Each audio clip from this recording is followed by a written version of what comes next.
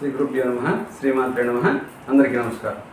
ఈరోజు అత్యంత శక్తివంతమైనటువంటి మన కష్టాల నుంచి త్వరగా మనల్ని బయటపడేసే ఒక అద్భుతమైనటువంటి కూష్మాండ దీపం గురించి మనం తెలుసుకుందాం. కూష్మాండ దీపం ఎలా పెట్టాలి, కూష్మాండ దీపానికి కావలసినటువంటి వస్తువులు ఏంటి, షోడశోపచార పూజలో పంచోపచార పూజలో కూష్మాండ దీపం ఎక్కడ పెట్టాలి, ఇలాంటి ప్రశ్నలన్నిటికీ ఒక్కొక్కటిగా తెలుసుకుంటూ వెళ్తూ ఉందాం. కూష్మాండ దీపానికి కావాల్సినటువంటి వస్తువులు: గుమ్మడికాయ, కూర గుమ్మడికాయ కానీ బూడిద గుమ్మడికాయ కానీ ఏదైనా యూజ్ చేసుకోవచ్చు. బూడిద గుమ్మడికాయ కంటే కూర గుమ్మడికాయ చాలా చాలా ఉత్తమమైనది. గుమ్మడికాయకి బదులు కొబ్బరికాయ అయినా యూజ్ చేయొచ్చు, నిమ్మకాయ అయినా యూజ్ చేయొచ్చు. ముందు గుమ్మడికాయ గురించి చెప్పుకుంటూ వెళ్తాను. ఇదే విధంగా కొబ్బరికాయతోనూ నిమ్మకాయతోనూ మనం చేసుకోవచ్చు. కూష్మాండ బలికి కావాల్సినటువంటి వస్తువులు ఏంటంటే గుమ్మడికాయ, తెల్ల క్లాతు, ఎర్ర క్లాతు, మిరియాలు, నువ్వుల నూనె, ఆవాల నూనె ఇవి కావాలి. వీటితో పాటు నువ్వుల నూనె కలిపినటువంటి కొంత కుంకుమ పక్కన పెట్టుకోండి. తర్వాత ఎర్ర క్లాత్లో మిరియాలను కొన్నిటిని వేసి నేను ఫోటోలో చూపిస్తూ ఉంటాను. నేను మాట్లాడే ప్రతిదీ కూడా ఫోటోలో చూపిస్తూ ఉంటాను. డిస్ప్లేలో చూసి కొంచెం అర్థం చేసుకోవడానికి ట్రై చేయండి.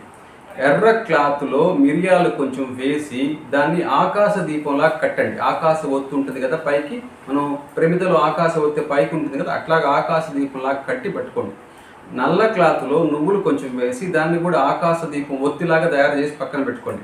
దైపోయిన తర్వాత కొంత నువ్వుల నూనె, కొంత కుంకుమ కలిపి తీసి పక్కన పెట్టుకోండి. గుమ్మడికాయ తీసుకొని దాన్ని కట్ చేసి దాని లోపల ఉండేటువంటి గుజ్జు అంతా కొంచెం తీసేసి గుమ్మడికాయ పై భాగము కింద భాగము నువ్వుల నూనె కలిపినటువంటి కుంకుమను తీసుకొని గుమ్మడికాయ పైనంతా లోపలంతా నీట్గా అప్లై చేయండి. ఎర్రగా అయిపోయేలాగా అప్లై చేయండి.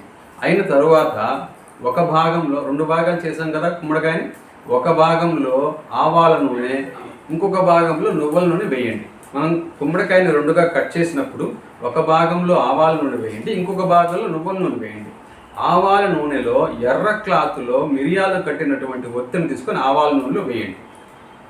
నువ్వుల నూనెలో నల్ల క్లాత్లో నువ్వులు కట్టినటువంటి ఒత్తిని తీసుకొచ్చి నువ్వుల నూనె పోసినటువంటి భాగంలో వేయండి. అర్థమవుతుంది కదా? 2 భాగాలు చేసాము.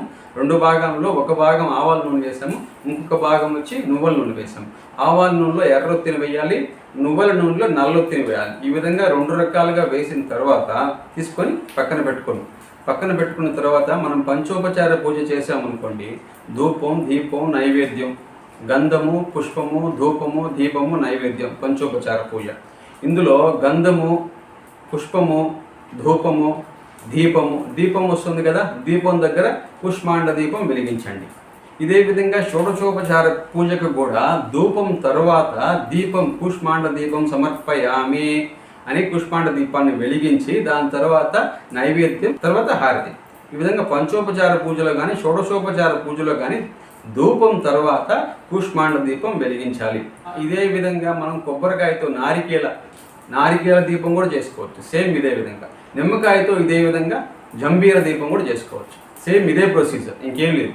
మనకు కావాల్సిన వస్తువులన్నీ ఆల్రెడీ నేను ముందు చెప్పాను. అదే విధంగా కూష్మాండ దీపం చేసుకోండి. ఈ కూష్మాండ దీపం తీవ్రదేవతలకు ఎక్కువగా ఉపయోగిస్తారు. భైరవుడికి, కాళీకి, దుర్గమ్మకి, ప్రత్యంగిరాకి ఇలాంటి తీవ్ర దేవతలకు ఎక్కువగా ఉపయోగిస్తారు. సాత్విక దేవతలకి వీలైనంత వరకు పెట్టకుండా ఉండడమే ఉత్తమమైంది. సాత్విక దేవతలకి ఈ కూష్మాండ దీపం అవసరం లేదు, పెట్టాల్సిన పని లేదు. తర్వాత కూష్మాండ దీపం ప్రతిరోజు పెట్టాల్సిన అవసరం లేదు, అంత శక్తిని మనం తట్టుకోలేము. కూష్మాండ దీపం ఎప్పుడన్నా అమావాస్యకి, అష్టమికి, లేదా వారానికి 2 సార్లు, మంగళవారం కానీ శుక్రవారం కానీ అట్లా పెట్టుకోండి. ప్రతిరోజు పెట్టద్దు. ఒకసారి ప్రతిరోజు పెట్టిన తర్వాత ఆపేయడం కరెక్ట్ కాదు. అందుకోసమని మీకు ఎప్పుడు మీరు లైఫ్ లాంగ్ పెట్టడానికి వీలున్న సమయం చూసుకోండి. నెలకు 1 సారా, నెలకు 2 సార్లు, లేకపోతే వారానికి 1 సారా, వారానికి 2 సార్లు ఇట్లా చూసుకొని మీరు మీ వీలును బట్టి పెట్టుకోవడానికి ట్రై చేయండి. అద్భుతమైనటువంటి కూష్మాండ దీపం సమస్యల నుంచి చాలా తొందరగా బయటపడేసే అవకాశం ఉంది. ఇలాంటి మరిన్ని వీడియోస్ చేస్తూ ఉంటాను మీకోసం, నా కోసం. సబ్స్క్రైబ్ చేసుకోండి, నోటిఫికేషన్ యాక్టివేట్ చేసుకోండి. రామ్ రామ్.